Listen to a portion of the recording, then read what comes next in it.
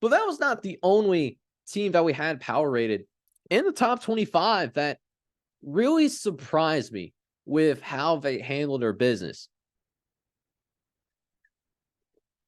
Gotta take a quick drink, gotta stay hydrated here, ladies and gentlemen.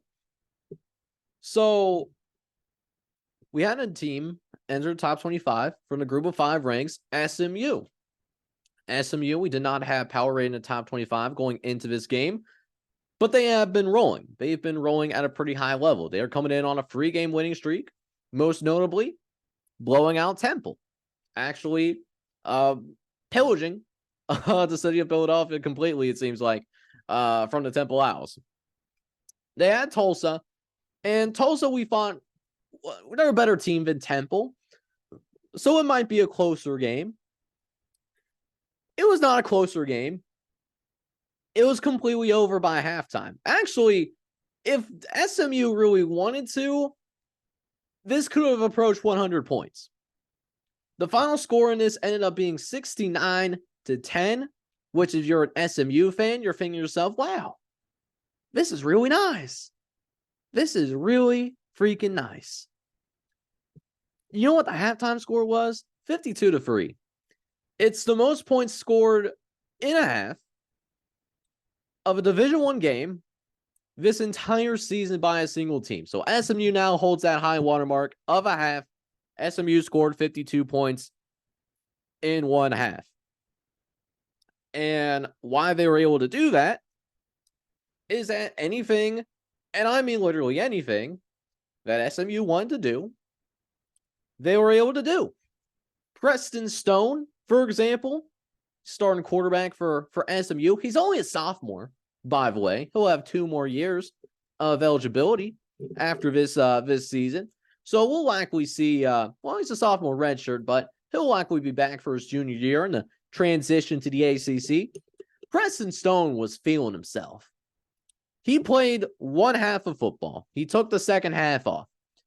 In the one half that he ended up playing, he threw 20 passes. Of those 20 passes, he completed 75% of them. Those passes that were completed went for over 370 yards. And it, of course, ended with 3 passing touchdowns. Preston Stone was on absolute fire. And Tulsa had no answers. And that was evident within the first series of the game. Second snap of the homecoming. It was a homecoming game, by the way, for SMU, according to the AP. Preston Stone connected with Romero Brinson for a 74-yard touchdown. That was just to get the scoring started. They ended up getting a couple of more touchdowns after that. But then afterwards, you really put the icing on top in terms of really the highest scoring quarter of the game between these two teams. Isaiah Nwokobia, I probably butchered that. You could let me know down in the comments. Go ahead and roast me. I get it. It's fine. He had a pick 6, returned it 25 yards in the closing moments of that first quarter. Score was 28-3. And unlike the Atlanta Falcons, they did not blow this lead. Because then SMU continued that onslaught in the second quarter with another 24 points. They got a field goal. They had more explosive plays. RJ Maryland had a 62-yard catch and run. And after that, it was off to the races. The Mustangs, like I said, they were coming off a 55-point win. And this is why I put SMU in the top 25 of my Any Given Saturday power ratings. SMU has not only been winning games, they have been dominating games ever since they started conference action. SMU has not only won their first 4 American Conference games, they are winning their games by an average of 31 points a game. It was a dominant affair, and with 2 more quarterbacks and a total of 6 running backs getting playing time, SMU was able to pile up almost 640 yards, almost 450 through the air, Total passing was 22 for 29. So Tulsa couldn't stop a Kleenex. They couldn't do it. And offensively for Tulsa, it wasn't much better. We'll talk about Tulsa real briefly here. Tulsa, they actually did run more plays than SMU. They actually accomplished that. But in their 72-68 play advantage, they couldn't do anything with those plays. They only managed 247 yards of total offense. It's hard to win like that. Unless you have a defense like Iowa has, you're not going to win in this kind of fashion. And that was even with Tulsa. They won the time of possession. They had a slight advantage in time of possession, and it led to nothing. It led to absolutely nothing. Imagine that. Yeah, absolutely hate to see it. And for Tulsa, I want to say it gets easier, but it really doesn't. They still got to take on a team that's actually ranked. They still got to take Tulane. Granted, they got a few winnable games.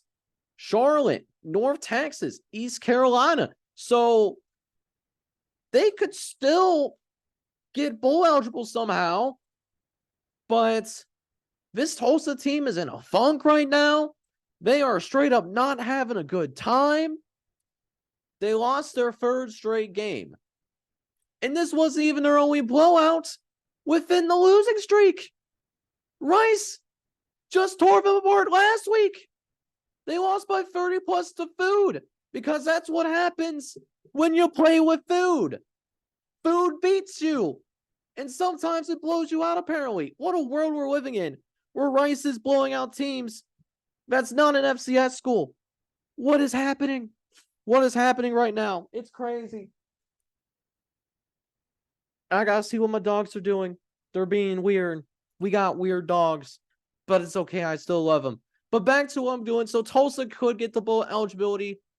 They gotta figure out how to play good football, though, because they're capable of doing it. They beat Northern Illinois. They beat Temple. But if they don't win 3 of their next 4 games, they're not going to a bowl game. That's not happening. And as for SMU, we talked about it earlier. They control their own destiny. They don't have Tulane. They don't have UTSA. So if they win out, they're good. They're going to be in. And they'll play the winner of Tulane and UTSA most likely, because if those 2 teams win out, they play each other in the regular season finale. That's basically a semifinal game in the American Athletic Conference. What a crazy conference that we have. SMU and Tulane possibly meeting up in the American. SMU making their last year in the American before going to the ACC. So great win by SMU. But, we'll see if SMU can remain focused in this final month of the year.